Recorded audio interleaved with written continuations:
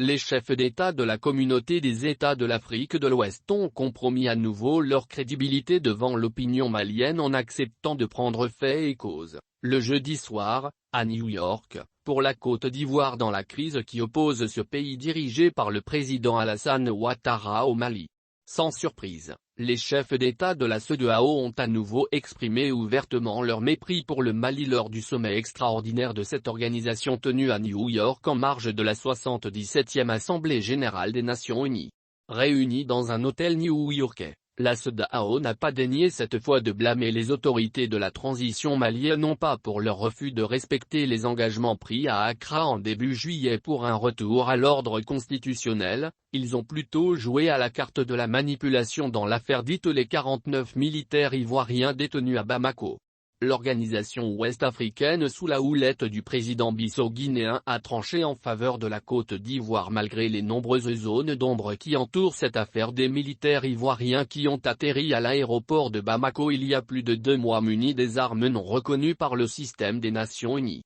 Ce sommet new-yorkais qui a réuni 6 présidents de la CEDEAO a condamné avec fermeté l'incarcération continue des soldats ivoiriens. Également, ils ont dénoncé ce qu'ils appellent un chantage exercé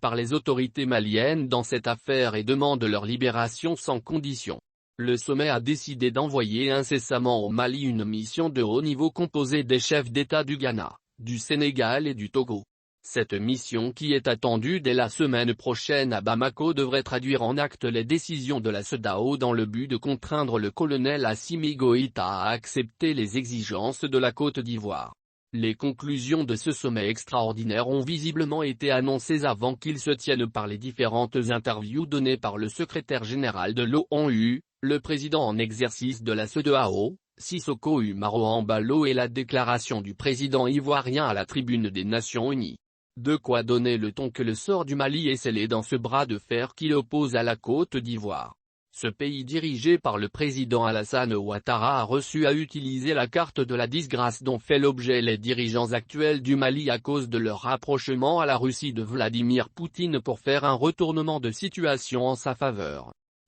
Après le ministre directeur de cabinet du président Ouattara est reconnu des manquements, des incompréhensions et des erreurs de procédure et le communiqué de la MINUSMA a clairement donné raison aux autorités maliennes dans cette affaire. L'ONU au Mali a clairement indiqué ne pas reconnaître ces militaires comme des éléments nationaux de support, malgré que suffisamment de preuves aient été fournies sur l'illégalité de présence de ces militaires étrangers au sol malien. Les chefs d'État de la CEDEAO semblent déterminés à sauver une fois de plus leur face aux militaires maliens qui ont déposé le régime du feu président Ibrahim Boubacar Keïta. La Côte d'Ivoire a reçu son coup diplomatique en mettant dos à dos le Mali et ses voisins de la CEDEAO dans ce dossier bilatéral. Et un éventuel refus des autorités maliennes de se plier à la volonté de la CEDEAO qui dépêche dès le mardi prochain 3 chefs d'État pour obliger au colonel Assimi Goïta à renoncer toute contrepartie qu'il a mis sur la table pour libérer ses 46 autres militaires ivoiriens, leur exposerait à nouveau à des nouvelles sanctions. De quoi prouver à suffisance aux yeux de tous que le combat pour la souveraineté entamé par Bamako bénéficie de moins de soutien dans la CEDEAO.